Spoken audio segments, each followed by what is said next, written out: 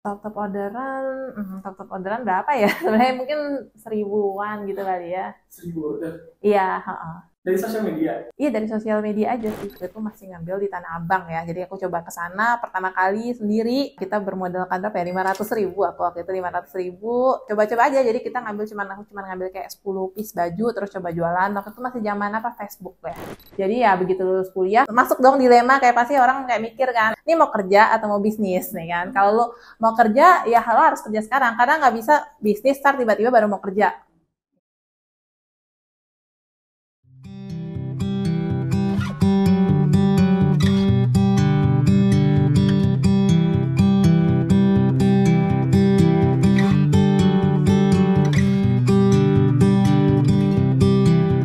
Halo Mbak Grace. Halo.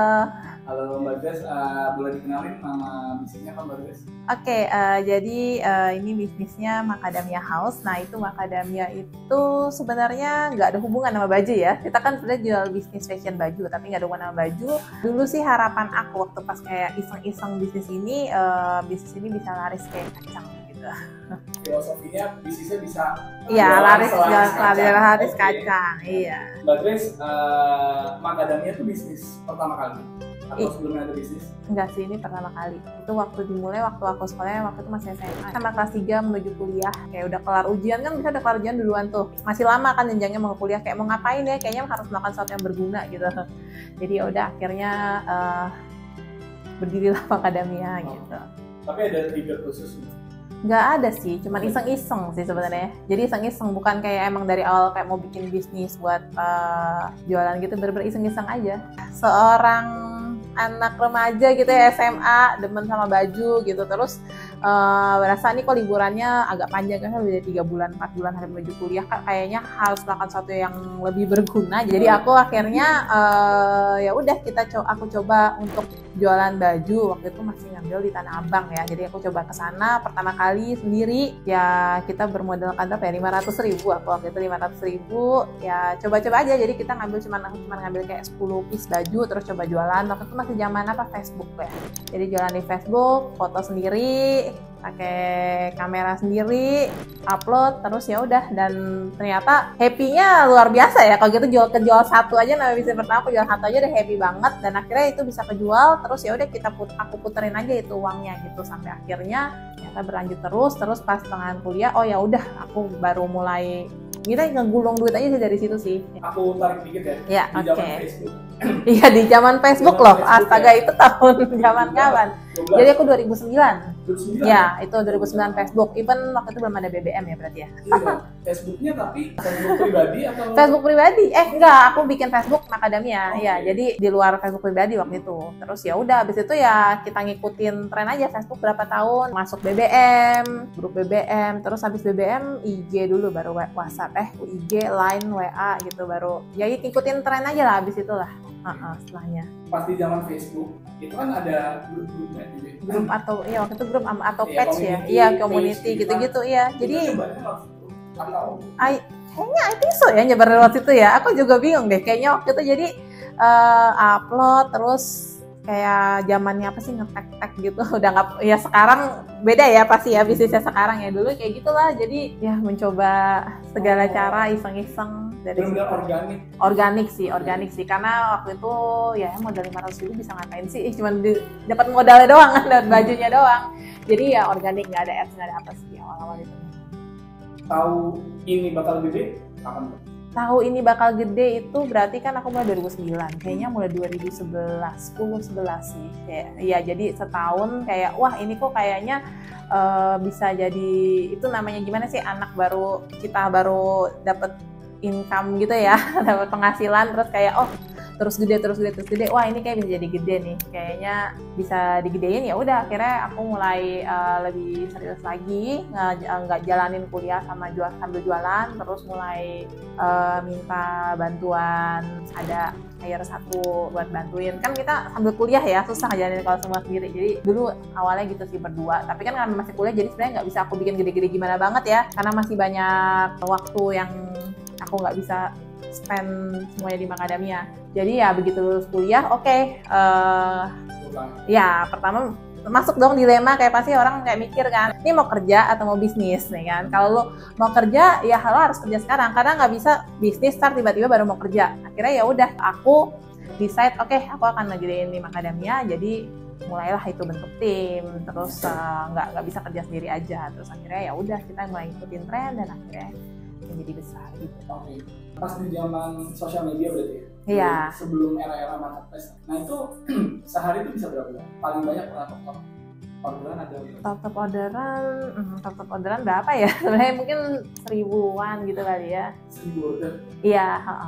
Dari sosial media? Iya, dari sosial media aja sih. Sebenarnya kalau dibilang orderan kan fluktuatif ya, kayak variasi banget. Jadi kalau dibilang orderan ya, kalau bisa dibilang kadang misalkan cuma 50 orderan, cuman ya kita ambil tarik rata-ratanya ya berapa ratus, 200 gitu lah ya. Itu di Facebook paling banyak? Enggak, itu kayaknya pas zaman ada BBM deh. Kalau Facebook enggak, belum. Kan aku Facebook berarti dulu kan baru bener-bener awal banget kan. Masih dikit lah barangnya.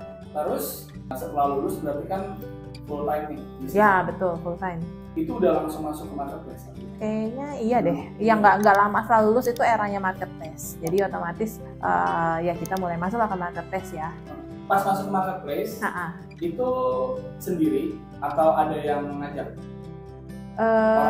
Orang dalam ngajak, iya, orang internal lah ngajak ya. Mereka ngeliat dari Instagram ya. Waktu pacaran marketplace kan berarti udah Instagram eranya ya. Nah itu mungkin mereka dari Instagram, mereka kontak aku kayak, ya coba jualan di sini yuk, di Shopee gitu kan. Ya udah, akhirnya, oh ya ini kayaknya kita harus ngikutin gitu perubahan, nggak bisa stick dengan kayak gini ya. Baru akhirnya, oh ya boleh deh coba seperti apa step-stepnya gitu.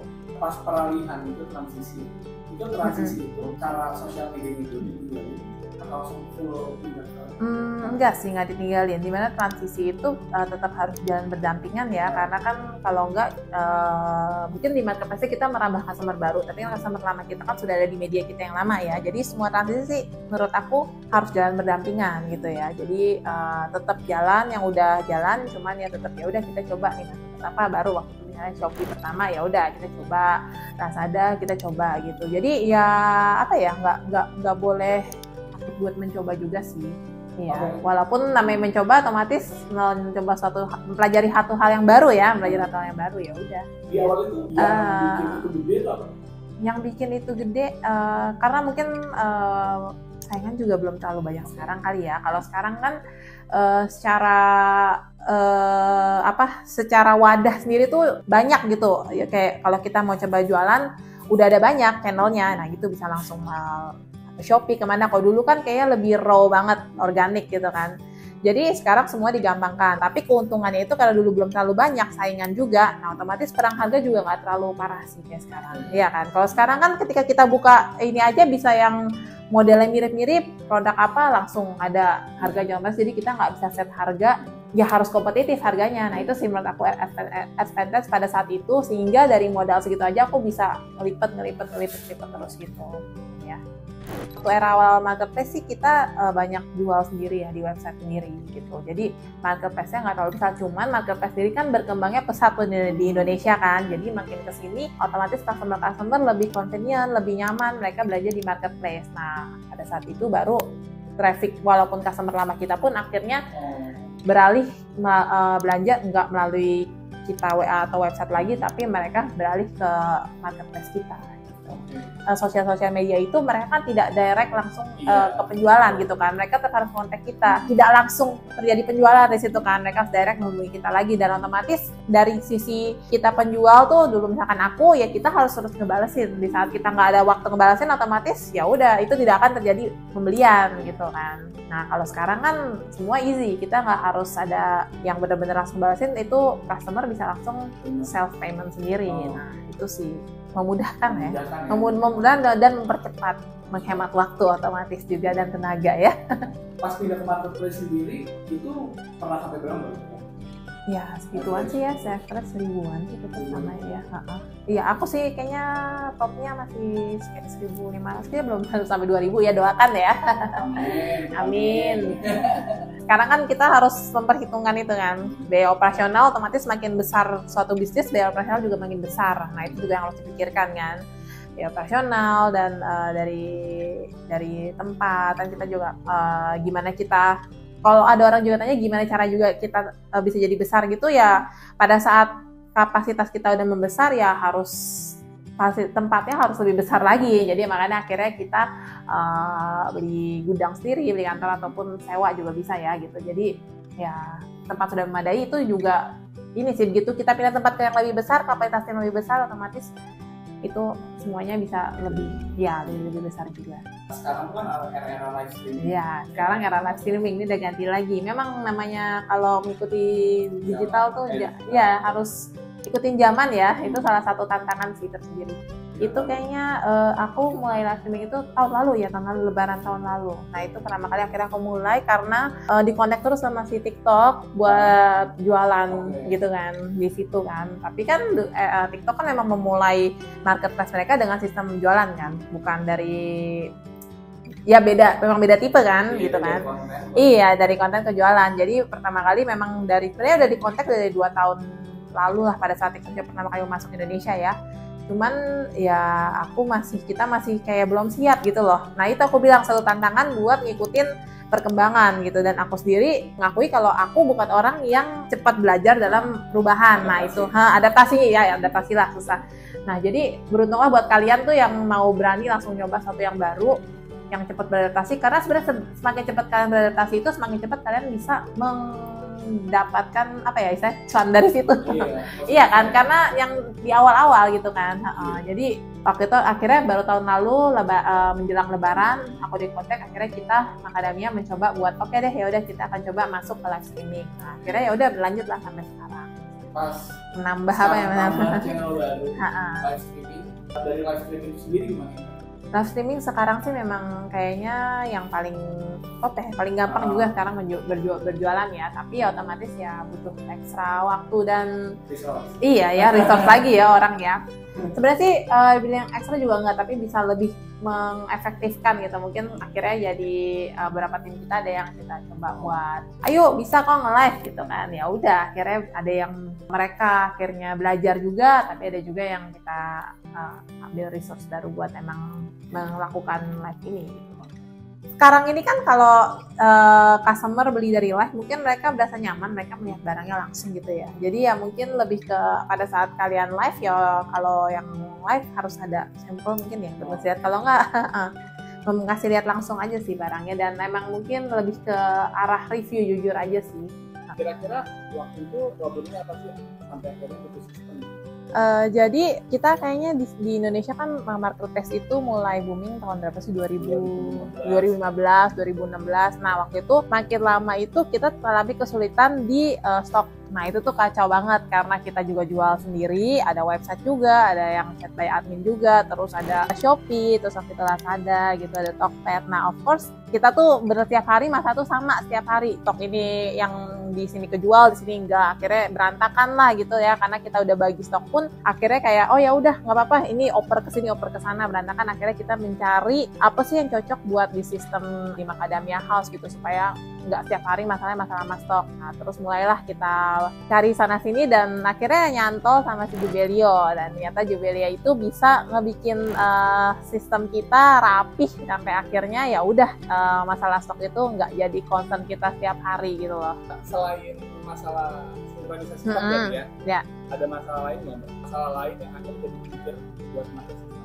Oke. Masalah lain lebih ke kan sekarang kita udah biar pegawai yang menjalankan gitu ya, jadi otomatis semuanya butuh lebih rapi, pengkodean gitu, cara barang masuk dan barang keluar. Nah sistem di Jubelio ini jadi menggampangkan semuanya gitu loh. Jadi kan barang datang mereka udah masuk input system, terus udah gitu tinggal kita atau aku atau bagian accounting tinggal ngecek gitu ya, mana yang belum tagihan, yang belum terbayar. Jadi kita nggak dealing, kan kita sebagai business owner nggak cuma dealing with jual, tapi justru kita pembeliannya, kita produksinya itu kan juga banyak angka-angka yang harus dicatat gitu loh. Nah dengan Jubelio ini karena mereka udah ada sistemnya jelas tuh, pembeliannya terus kemana, terus supplier atau semua data-datanya itu ada, jadi otomatis juga kita pengecekan gampang, yang kerjaan gampang, dan ngecek itu gampang lah, jadi nggak ada loss gitu, walaupun udah berapa bulan pun semuanya bisa ke-track. Itu juga yang bikin aku puas sih sama pakaian sistem di Jubelio. Berarti pas pertama kali tahu Jubelio pakai produk yang omnichannel?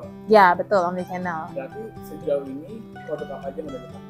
Untuk di Jubelio berarti kan of course omni channel. Nah terus kita juga pakai Jubelio Store ya untuk website kita. Di website Macadamia kita pakai Jubelio Store. Lalu juga pakai Jubelio Shipment ya. Jadi kita gampang buat ngontrol. Kalau dulu kan kita masih dealing with expedite satu-satu gitu kan. Sekarang yang dengan Jubelio Shipment ngeprint semua proses labeling, proses dari pick up kurir, semua itu jadi lebih gampang dan kita ngontrol juga jadi lebih gampang sih. Kalau dari fiturnya sendiri, tadi kan udah jelasin problem-problemnya dulu. Ya. Berapa aja sih yang membantu Macadamia untuk jadi Otomatis sinkron stok ya, karena kalau misalkan nih namanya misalnya ada barang tiba-tiba ada salah stok dikit gitu, 1 atau 2, atau ternyata barangnya ternyata harus dikurangin stoknya karena ada misalkan ternyata nggak lolos QC pas mau kirim, oh ini kok ada reject gitu kan, otomatis kita cuma perlu nge-cut 1 aja di Jubelio terus semuanya langsung tersinkron. Nah itu juga tuh salah satunya. Nah terus juga ngurusin barang retur, namanya misalnya ada barang retur atau barang salah kirim dari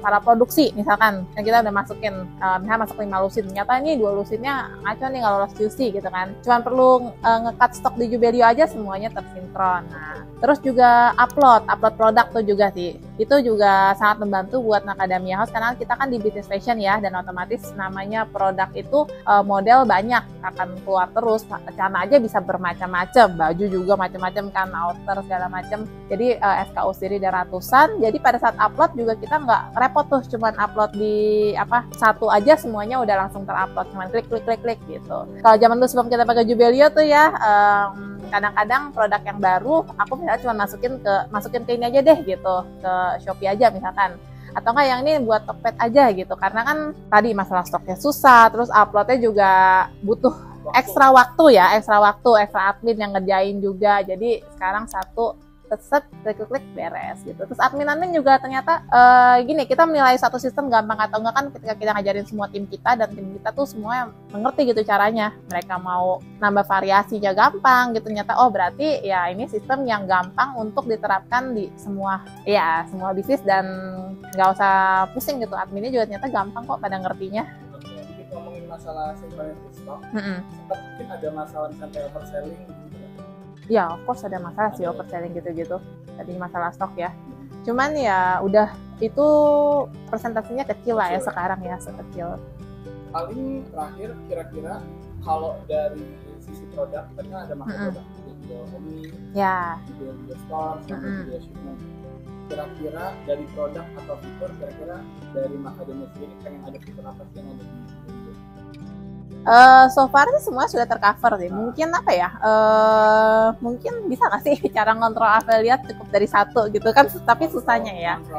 Iya ya, karena kan sekarang misalkan Shopee punya affiliate sendiri gitu. Jadi kita tetap harus ngebuka, mungkin lebih ke yang tetap kita masih harus bukain satu-satu tuh apa gitu. Nah itu kan kalau misalkan sekarang masalah stok gitu kan udah semuanya cukup buka Jubelio gitu. Dari sisi kita seller ya, di komputer cukup buka itu. Nah mungkin yang masih kita ribet tuh yang mesti satu-satu promosi sama affiliate kali ya. Promosi kan juga masih harus dijalanin di masing-masing semua. Tapi mungkin agak ribet, tapi mungkin kedepannya kalau misalkan bisa gitu semua dari satu dashboard aja, satu sistem gitu kan kayak enak kan gitu.